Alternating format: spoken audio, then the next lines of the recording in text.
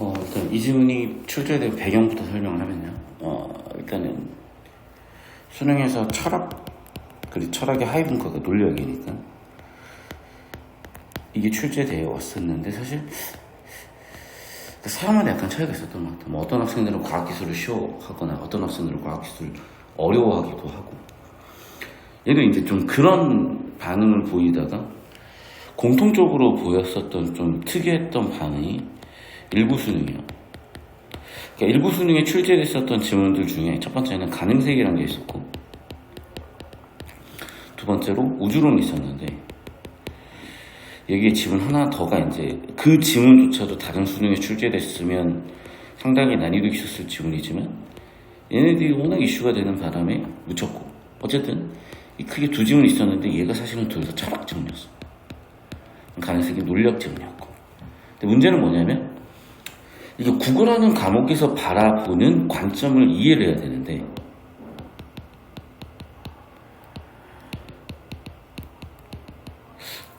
왜 그런 접근을 하는지 참 이해가 안 되지만 접근 방법이 없기 때문 같아요. 그래서 여기에 접근이 안 된 상태로 바라보는 거다. 그럼 당연히 문제가 생기죠. 근데 평가원이 그거에 대해서 뭐 가르칠 것도 없고 가르칠 수도 없어 사실은. 그러다 보니 평가원에서는 뭐 공문서 학습방법 안내라든지 이런 거 통해서 몇 차례 얘기를 하는데도 불구하고 만점자가 148명에서 20/6월에 됐는데도 만점자가 65명이 돼버리는 상황이 이슈가 두 번 터지니까 아마 여기서 뭔가 대답을 다시 한번 명확하게 지문을 통해서 주려고 하진 않나. 그러니까 수능 지문에 언급된 내용까지도 부정하진 않을 테니까 학생이라면 이런 생각으로 대답을 해준 겁니다. 그래서 뭐 이제 쭉 읽어나가야 되겠지만 크게 두 가지 관점이 있는 거잖아. 처리해봤으면 같이 한번 볼게요. 일단 항상 수강부는 주제 세팅이 되고 그래서 많은 전통적 인식론자의 관점을 얘기했고 예시로 뒷받침했고 반면 나왔고 아주 깔끔하게 두 개 비교 대조 대립되는 견해라는 게 반면 때문에 보였을 겁니다. 자, 근데 이제 문제는 뭐냐면 여기서 여기 나와 있는 수많은 정보들이 다 동등한 가치도 아니고 그 단어들을 다 처리한다고 처리되는 것도 사실은 아니에요. 결국 이 얘기야. 우리가 어떤 뭐 명제 P가 있든 Q가 있든 R이 있든지 간에 우리는 첫 번째 참, 두 번째 false 거짓, 세 번째 모르겠는데 이렇게 판단을 한다는 얘기야. 우리는 보통 이게 맞는 선지인데 틀린 선지인데 모르겠는데 이렇게 판단을 한다는 거야. 그러니까 사실 대부분의 사람들한테 진리치는 세 가지인 거죠. 참, 거짓, 모른다.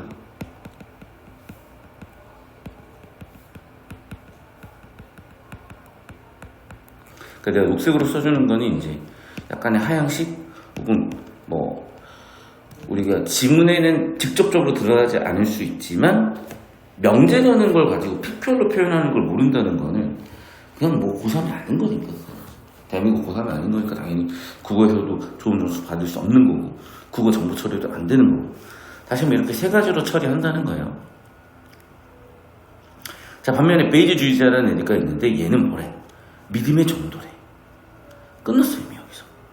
즉 뭐냐? 참, 거짓, 모른다지만 얘는 그게 아니라 정도라는 거야. 그래서 내가 수업 시간에 몇 차례 얘기했을 거예요. 확률. 얘는 사실 확률 개념으로 보겠다는 거야. 통계학자들이거든. 예를 들면 인식 조치는 내 눈이 온다. 모르잖아 이거. 근데 모른다로 하겠다가 아니에요. 어떻게? 가장 강한 믿음의 정도 100% 믿는 사람도 있을 것이고 이 눈 안 와. 0%지. 예를 들면 봐봐. 내일 눈이 올 확률이 있나? 0% 아니냐? 여름에는. 물론 이제 눈 올 수 있잖아요. 그치? 그렇다고 100년 중에 한 번은 올까? 1%도 안 되잖아. 1000년 중에 하루는 될까? 뭐 기록을 봤다. 자, 그러면 8월에 9월에 눈이 왔다. 1000년 중에 한 번이라도 있었을까? 없었을 것 같은데. 그러면 이제 그런 정보 수집을 해야죠. 그런데 내가 1000년치의 기록은 없어. 난 30년치의 기록은 있어. 그럼 그걸 가지고 추정을 해볼 수 있을 거 아니에요. 그 정답이 이거예요, 결국에는. 말 그대로 전통이라는 거예요. 약간 구시대적인 사고방식인 거지. 그때는 뭐야? 뭐든지. 참이든지 거실이든지 모른다고 판단하지만 얘는 그게 아니라 니네 믿음이 100%면 참으로 할게. 니네 믿음이 0%면은 거짓이지. 그런데 이 중간에 이거 다 물음표니? 야, 확률이 0부터 100까지 무한대로 많은데? 그 얘기인 거예요, 사실. 이처럼 세모. 그러니까 되게 깔끔하게 세팅을 해줘. 왜? 메시지가 명확하잖아. 전통적 인식론자의 관점과 베이주주의자의 관점을 비교 대조하는 거고, 그래서 굉장히 구조적으로 명쾌하고 깔끔하게 내는 거야. 수능 지문이 사실은 이래요, 대부분이. 우리가 이게 읽어본, 이런 처리하는 연습이 안 돼 있었을 뿐. 베이주주의자는 믿음의 정도를 믿음의 태도에 포함함으로써 많은 전통적 인신론자들과 달리 믿음의 태도를 풍부하게 표현한다. 자, 문제는 뭐냐면 내가 방금 설명해준 얘는 참인의 거짓인의 모르는 또는 확률로 판단하네라는 이게 안 되는 애들은 이제 죽는 거야. 왜? 이제 뭔 소리인지 알 수 없는 거죠. 그러면 그것도 전제하고 풀어볼 거야, 같이. 구조 잡는 거야, 구조. 봐봐. 이처럼 나오면 1달러 끝부분에 주제 세팅되는 거 알고 있죠? 그럼 주제 세팅된 핫플레이스에서 다시 한번 베이주주의로 잡았다는 거는 베이주주의자의 생각이 먼저 명확히 해야 되고 반복되는 거는 믿음의 정도, 믿음의 정도, 믿음의 정도, 믿음의 정도. 얘는 그러니까 뭐 참, 거짓 뭐 이런 얘기가 아니라 봐봐. 많은 전통적 인식론자들은 믿음의 태도, 참, 거짓, 물음표잖아. 얘는 태도가 아니라 정도래. 보이죠? 모르겠으면 구조를 더 빡세게 잡아야 되는 거야. 그럼 얘는 태도라고 받고 정도라고 했어. 근데 태도와 정도의 차이가 뭔데? 모르겠잖아. 모르겠잖아. 그러면 그 부분에 초점을 잡아야 되는데, 자, 믿음의 정도를 태도에 포함해가지고 믿음의 태도를 풍부하게 표현됐대. 얘네랑은 달리. 그럼 봐봐. 결국 이처럼이라는 게 글의 마지막 부분에서 요약하고 있는 거고. 다시 한번 베이주주의자 전통주의 신론자 차이는 뭐야? 믿음의 정도를 믿음의 태도에 포함시켜가지고 믿음의 태도를 얘보다 훨씬 더 풍부하게 해줬다? 뭔 얘기지? 자, 그러면 이제 2달락에서 받아서 상주를 할 거 아니야. 이해가 안 되는 건 당연하다니까. 정보가 없는데 어떻게 이래. 믿음의 정도와 태도의 차이에 대해 설명을 하지 않아. 둘 중 하나라고. 의도 설계라서 계속 이렇게 가거나 그럼 처리가 안 되는 거고, 정보를 덧붙여줘서 처리를 하거나 또는 가치가 안 중요해서 처리할 필요가 없거나. 우리는 종종 임의의 명제가 참인지 거시인지 새롭게 알게 된대요. 이것을 베이주주의. 자, 끝났어 이미. 전통적인 신론자는 더 이상 주제가 못 되는 거예요. 그럼 봐. 믿음의 태도, 믿음의 정도 문제는 일단은 모르겠고, 중요한 건 베이주주의자는 믿음의 정도야. 그 믿음의 정도 가지고 어떻게 표현하는데? 참 거짓인 새롭게 알게 되는데, 자, 참인지 거짓인지 강한 믿음의 정도를 새롭게 갖게 된대요. 구조 잡으면 어떻게 돼? 새롭게 알게 되는 그 사건 때문에, 그 일 때문에 믿음의 정도가 갱신이 된다는 거야. 믿음의 정도가 갱신이 된다는 거야. 믿음의 정도 어떻게 갱신돼야 되는 거냐? 자, 구체적으로 상술이 들어오면서 정도가 보충이 되면 좀 더 이해가 될 것 같네요. 인식 주체가 특정 시점에 임의 명제 A가 참이라는 것, 거짓이라는 것만을 새로 알게 되었을 때 세모 앞에다 C, 이에 따르면 아마 예시 덧붙여준 거 없고요. 다른 임의 명제 B에 대한 인식 주체에 대한 기존 믿음의 정도 변화는 조건화 원리라는 이제 글의 주제인 거겠죠, 아마. 얘 때문에 뭔가 영향을 받을 건데, 사실 조건화 원리라는 거는 계속 주제로 나오는 베이주주의자 믿음의 정도에 관한 원리인데 또 반복되죠. 새로운 것을 알게 된다. 새로운 걸 알게 된다는 얘기를 지금 벌써 2달락에서 3번, 4번. 뭐가 달라진다? 애초의 믿음 정도에서 A가 참이라는 조건하에 B가 참이라는 것의 믿음의 정도로 바뀐다. 근데 봐, 진짜 이런 거 하향식 전혀 못하는 정말 답답한 건데, 이거 중2 잼민이 때 배웠었던 조건법률 표글이잖아요. 조건방을 펴버려가지고 예를 들면 실제 걸린 놈, 안 걸린 놈. 검사를 해봤더니 걸렸다고 나오는 놈, 안 걸렸다고 나오는 놈. 해가지고 표 나눠가지고 해봤잖아. 이미 이런 건 우리는 위양성, 이음성 해가지고 이미 기출에서도 이런 식의 사고를 해봤잖아요. 근데 뭐 이게 안 된다, 안 된다, 안 되는 거 참 많은데 이렇게 안 된다, 오케이, 알겠어. 그래서 무슨 얘기가 돌겠네. 조건원리라는 거는 A 조건에 의해서 B가 달라진다. B의 믿음의 정도가. 그게 조건화 원리다. 예를 들어서 내일 비가 온다는 명제가 있었어요. 처음에는 약했대. 그런데 오늘 비가 온다? 오늘 일어나니까 비가 오네? 조건에 들어왔네? 그러면 내일도 비가 오지 않을까라고 믿음이 달라진다는 거죠. 이게 조건화 원리라는 거예요. 야, 이 단락에서 이 많은 정보를 써가지고 이 정도 있으면 이제 알아먹어야지. 자, 실제로도 그렇다고 하면서 여기 나온 예시에 대한 뒷받침, 근거를 들어서 다시 한번 조건화 원리에 대한 상술 같이 추가적으로. 오케이. 자, 조건화 원리는 어떻게 된대? 그러네. 하나만이 아니라 여러 개라도 그럴 수 있다는 거야. 둘 이상의 경우에도 적용될 수 있다. 다만 믿음의 정도다. 행위가 아니다. 잘 모르겠어. 믿음의 정도가 행위가 뭔지 모르겠어. 모르지. 정보가 없는데. 그러니까 정답이 이거 결국에는 베이주의자는 참 거짓 모른다로 하는 게 아니라 그걸 믿음의 태도라고 했죠. 모른다가 아니라 정도다. 어떤 정도인데? 뭔가 A, B가 있을 때 B에 관련된 A의 정보가 추가가 되면 참 거짓 정보가 추가가 되면 B를 더 믿기도 하고 덜 믿기도 한다. 이렇게. 자, 근데 봐 또. 위에 얘처럼 세모. 아닌 것도 있대요. 그러면 2, 3단락이 대조죠. 뭐가 대조되는지 찾아야지. 조건 원리에 따르면 알게 되더라도 안 변하는 게 있네. 위에 거는 변하는 아래 거는 변하지 않는 의미네. 어떤 경우래? 그래. 비가 오는 거랑 외계인이 뭔 상관이야? 이처럼 세모. 특별한 이유에다 C. 외계인 오늘 비가 온다 C. 외계인이 존재한다 E.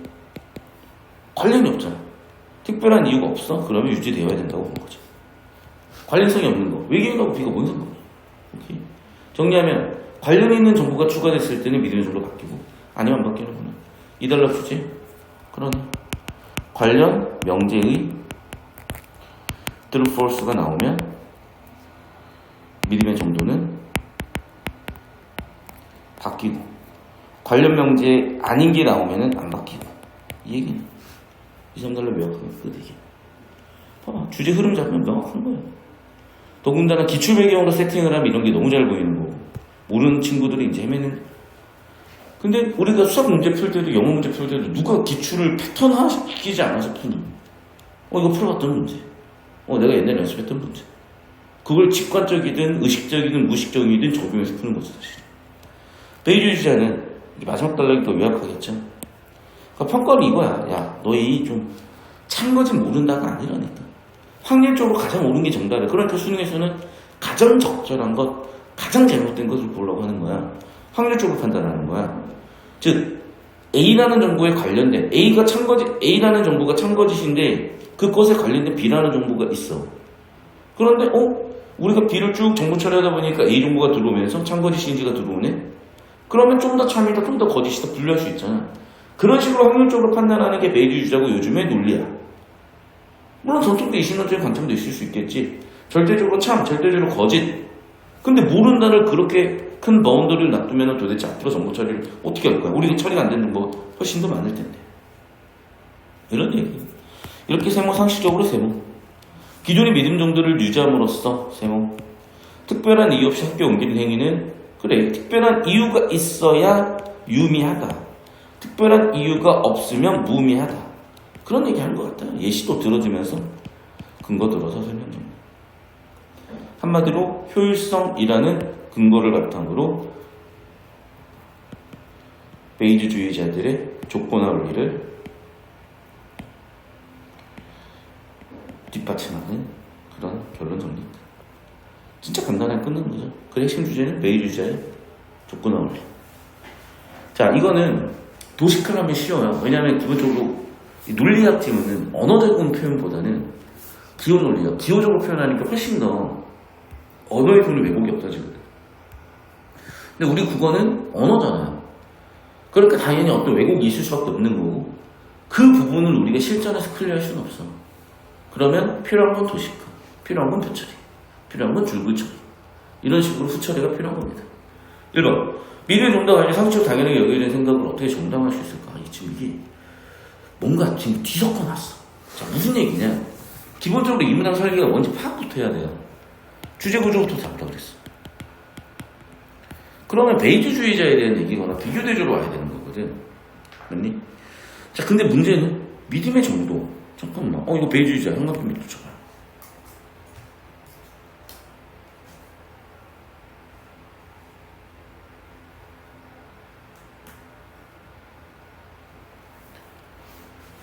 (2번) 베이지주의자 생각 중에 특별한 이유 없이 믿음의 정도를 바꾼다. 맞네. 이거네 주제. 맞잖아. 특별한 이유 없이 믿음의 정도 바꾼다. 있으면 바꾼다. 없으면 안 바꾼다. 그럼 뭐? 없으면 안 바꾸잖아. 맞죠? 나왔네. 없으면 안 바꿔야지. 바꿔야 이유가 어딨어? 없잖아. 그래. 그러니까 쓸데없이 일치발차적으로 푸는 게 아니에요. 주제 구조를 잡으면 이렇게 보인다니까. 바꿔야 이유가 어딨어? 안 바꿔야지. 2번이 되게 의심스럽고. 정답은, 정답이지, 사실. 자, 그런데 이제 혹시나 이제 못하는 학생들이나 판단 안 되는 학생들에 서 1번부터 다시 설명을 하면. 자, 믿음의 정도에 관련해 생각이 뭘까? 그러니까 이런 게 문제인가 봐. 상식적이다? 아니, 전통적인 신용자. 보면은 봐봐. 우리는 3가지 재림 중에 하나를 믿을 수가 있다. 이거 상식 아니니? 이런 게 문제라는 거야. 그러니까 학생들이 착각을 하는 게 어떤 거는 일치로 풀고 어떤 거는 추론으로 풀고 그리고 어떤 문제는 정답인 이유가 일치야. 추론하면 틀려. 근데 어떤 문제는 추론하면 맞고 일치로 풀면 틀려. 이상한 짓이야. 물론 일치로 풀면 대부분 맞긴 해요. 왜? 일치는 명백하게 명시된 거잖아. 그것과 완전히 이배되는 정보가 있긴 힘들어. 그런데 왜 일치여도 그런 경우가 발생하냐 얘기하잖아. 수능 지문이 전체 텍스트잖아. 거기서 일부만 떼서 대응을 시키잖아. 일치발차적으로 하는 경우. 그거 어떻게 돼? 왜곡이 생기지. 당연히 정확한 정보가 아니란 말이야. 그거는. 일부만 뗀 거니까. 왜냐면 수능 정보들에서도 2달러고 3달러 내용이 명확하게 모순되는 경우들이 있어. 그럼 2달러만 일치해버리면 틀리잖아. 왜 모순되냐? 논리학 시험이 아니라니까. 그리고 모순되는 게 아니야.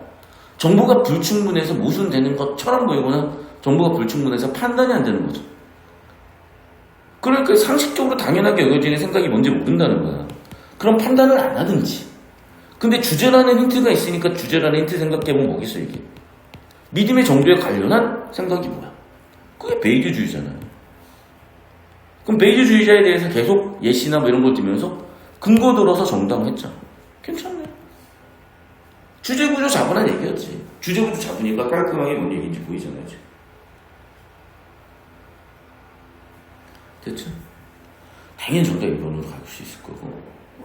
자, 3번. 믿음의 정도 어떤 경우 바꾸고 어떤 경우 바꾸지 말 것이냐. 그렇잖아. 지금 이게 뭐야? 2, 3, 4달러인가? 2, 3, 4달러? 특별한 이유가 있으면 바꾸고 아니면 바꾸지 않는다. 역시 주제. 자, 어떻게 바꿔야 돼? 2, 3, 4 주제인 거고. 맞죠? 이미 명제에 어떤 믿음의 태도를 가질 수 있을까? 이거는 기업 전통적 이신론자들 생각. 됐죠? 깔끔하게 2번 나왔대요. 17번. 기억 예언에 대한 이해. 을이 기억이라면 을은 동시에 니은일 수 없다. 자, 솔직히 뭔 소리인지 잘 모르겠어, 이거. 그런데 봐봐. 기억은 아까 누구였어? 전통적인 신론자. 니은은 베이지주의자. 아니, 사실 둘이 뭔가 다르거든요, 분명히. 그래, 구조를 잡으라고.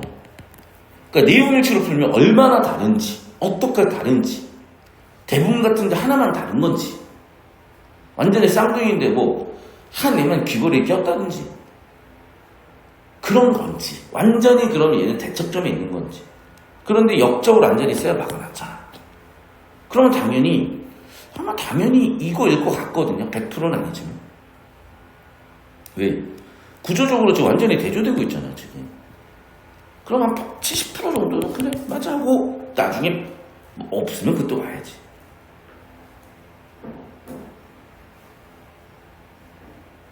자, 2번은 누구 생각이겠어요? 기억 생각이 니은 생각이지. 왜? 니은이 믿음의 정도잖아. 맞죠? 지금 니은이 믿음의 정도잖아요. 맞죠? 기억은 진리친 세 가지나 참, 거짓, 모른다. 참, 거짓, 모른다라고 하지 믿음으로 정도로 가면 기억이 아니라 니은이죠. 정답 2번 끝이야. 그러니까 주제구조 명확하게 잡고 있으면 이렇게 보인다는 겁니다. 그럼 이제 베이지 유저의 핵심 원리. 조건화 원리인데, 조건화 원리는 그 두 가지야. 자, 이런 거 예를 들면. 단계별로 좀 나와야 되는데, 자, 1단계. 명제 A와 B가 있어요. 자, 2단계. A가 참이라는 게 알려졌어. 혹은 거짓이라는 게 알려졌어. 그러면 B가 영향을 받겠죠. 그러면 어떤 게 영향을 받냐? 관련이 있으면 영향을 받고 없으면 영향을 안 받는다. 아주 간단한 도식화예요. 그럼 끝이야. 자, 그리고 추가적으로 있을 정보가 뭐냐? 자, 첫 번째. 이게 가장 핵심적인 정보였고. 그럼 3개는 안 돼. 3개도 되지. 두 번째는 노이 왜 쓸 수 있는데? 근거. 효율적이다. 그렇지. 참 거짓 모르는가? 그럼 모르니까 내일 비가 올지 안 올지 모르니까 어떻게 할 건데? 비 올 확률이 70%야. 우선 챙겨야지.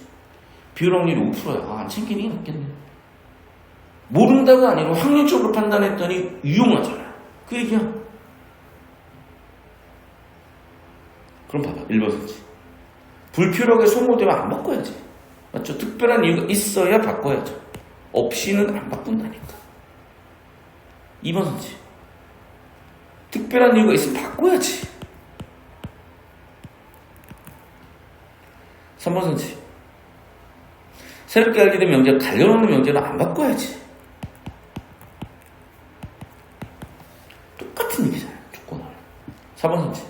어떤 명제가 참인지 새롭게 알게 되고 동시에 그와 다른 명제가 거짓인 것을 새롭게 알게 됐을 때도 적용될 수 있다. 그래. 새롭게 알게 되면 적용할 수 있죠. 맞는 것 같은데 8번, 4번 끝. 됐죠? 19번 봅시다. 도식화를 하는 거야. 그리고 정보가 많으면 정보에 맞는 후처리가 필요하고 여기는 표야. 자, 일단 하나씩 볼게요. 병과 정이 있습니다. 수첩이 하나 있어요. 잃어버렸어요. 자, 정리하면 이겁니다. 첫 번째. 분실물이 있는데 이 분실물은 품목이 수첩이야. 자, 색상은 흰색입니다. 이름이 적혀있어요. 병이에요. 여기까지는 알려진 정보입니다. 근데 잃어버렸다는 건 현재 장소를 알 수가 없는 거죠. 맞죠? 이게 지금 현재 상황이야. 동그라미 상황, 현재 상황이야. 지금 여기에서 뭐라 그러냐? 자, 병과 정의 믿음인데 명제 가에 대한 참거짓이 있지만 적당해요. 믿음의 정도는 뭐 강하지는 않다. 그러니까 이게 어려운 거야. 강하다. 몇이 강하다. 약하다. 오케이? 강하지는 않다니까 그냥 아래로 이렇게 하살펴. 됐죠? 자, 병의 수첩은 체육관에 있다. 자, 장소가 체육관이라고 있는 거죠, 지금. 아마 흰색이라고 나오진 않았지만. 그럼 있는 정보 봅시다. 근데 병이 이름이 있는지도 없는지 모르잖아. 그냥 장소 체육관? 이렇게만 쓸게. 가야 돼서. 자, 나의 정보가 주어졌어. 그런데. 나의 정보가 주어졌더니 체육관이 돼, 수첩이. 근데, 자, 흰색인 건 맞아요. 이름은 몰라. 수첩도 맞아. 체육관도 맞아. 그럼 봐봐. 지금 두 개를 비교해 봤을 때 벌써, 보세요. 이미 내가 알고 있는 정보들과 관련성 있는 정보들이 얘 봐. 지금 관련성 있죠, 얘는. 얘도 관련성 있죠. 그럼 벌써 관련성 정보들이 2개나 있고 어딘지 모르는 상황에 체육관이라는 정보가 있고 이름만 모르는 상황에 그런데 체육관이라는 일치도가 높아졌어. 그럼 당연히 가에 대한 믿음의 정도를 영향을 줘서 나가 가에 대한 믿음의 정도를 높여줄 것 같거든. 나는. 맞잖아. 왜? 체육관과 일치도가 높아졌잖아요 지금. 자, 근데 봅시다. 다가 들어오면 좀 상황이 또 다른 것 같아. 왜? 얘도 수첩은 수첩이야. 병의 이름도 있어. 흰색인지는 몰라. 근데 어디 있어 이거? 병의 집에 있네. 그럼 보세요. 가는 체육관인데 체육관과 다른 정보가 주어졌잖아. 그럼 당연히 다가 주어짐으로써 가의 믿음의 정도는 떨어질 것 같거든요. 그 얘기야. 그럼 봐봐. 글의 핵심 원리가 사실 이거잖아요. 그럼 이걸 무조건 물어볼 수밖에 없지. 그러니까 1번 현재 핵심 원리를 딱 세팅하는 거야. 야, 조건 원리 이해했어? 그래 적용할 거야? 적용해보자. 자, 그럼 봐. 관련 없는 정보에 들어왔어? 당연히 믿음의 정도도 변하지 않지. 맞죠? 핵심 원리, 조건 원리 적용 이해할 수 있니? 오케이, 네. 2번 선지. 나만 알고 있어. 봐. 지금 여기도 봐요. 나만, 다만, 혹은 나다 동시에 달라질 거 아니야. 나만 알게 되면 당연히 관련 정보가 주어지니 믿음의 정도는 당연히 더 올라갈 수밖에 없지. 3번. 나를 알게 됐어요. 근데 다를 추가로 알게 됐어. 그럼 봐봐. 나에서는 믿음의 정도가 올라갔다가 다에서는 다른데? 좀 내려갈 수 있을 거 아니야. 맞죠? 그러니까 뭐라고 그러는 거야? 다를 추가로 알기 전보다 당연히 더 내려가야죠. 다를 추가로 알게 되면 더 내려가야지. 3번. 나다를 동시에 알게 됐어. 잠깐 하나는 올리는 거 하나는 내리는 건데 변하긴 하겠네. 맞죠? 근데 봐. 얘도 지금 동시에 알게 됐어. 변해. 잠깐 뭐 이상한데 근데 봐봐. 가가 참이라는 것에 대한 믿음의 정도는 나다가 참이라는 조건에 가가 참이라는 것에 대한 믿음의 정도로 변하겠고. 그래? 나다 동시에 알게 됐고 변하긴 변하니까. 알겠어. 맞아. 5번 선제 볼까요? 나를 알기 전에 가가 참이라는 것은 믿음의 정도가 서로 다르다면, 그러니까 병과 정의 믿음의 정도가 지금 달라요. 그럼 나를 알게 됐어. 그럼 어떻게 되냐는 거야. 봐. 의도가 완전 경우의 수잖아요. 경우의 수에서 확통이 나오는 거잖아 지금. 왜? 얘네가 확률 통계학자니까. 무슨 얘기예요 지금? 봐봐. 지금 일단 병과 정의 믿음이 달라. 근데 봐봐. 경우의 수는 3가지야. 믿음의 정도 같거나 얘가 크거나 얘가 크거나요. 맞죠? 근데 여기 어떤 정보가 주어졌냐? 나를 추가의 정보로 주어졌어. 그러면 당연히 봐보세요. 지금 3가지 중에 다르다는 거는 이 2가지거든? 그럼 다른다에서도 봐봐. 정보가 없는 거야. 그럼 어떤 경우, 정보가 없으니까 경우수를 생각을 해야 될 거 아니야. 그러면 병과 정의 믿음 정도에서 병이 더 많이 높아질 수도 있는 거고, 정이 조금 높아질 수도 있는 거야. 반대로 병이 조금 높아지고 정이 훨씬 크게 높아질 수도 있는 거야. 둘 다 엄청 크게 높아질 수도 있는 거야. 이런 수많은 경우의 수가 나올 거 아니야. 그러면 전에 다르다고 해서 다를 수가 있나? 같아질 수도 있지. 빼박 정보가 주어지면 또는 각각의 어떤 믿음체계를 갖고 있냐에 따라 달라질 수 있는 거고, 정확한 정보는 알 수 없으면, 수많은 경우의 수들에 의해서 뭐인지 알 수 없으면, 그러면 5번같이 진술하면 틀렸지. 왜? 알 수 없으면 거니까 사실. 어떤 느낌인지 아시겠어요? 그러니까 주제구조 원리 잡고 있으면 이렇게 명확하게 집중할 선지나 판단하는 단서들이 보인다는 거예요. 어떤 느낌인지 잘 봐주시고, 이런 식의 사고가 수능 국어에서 지속적 반복적으로 요구되는 사고인 거야. 정도의 믿음의 정도. 가장 정답이고 가장 오답이고 이렇게.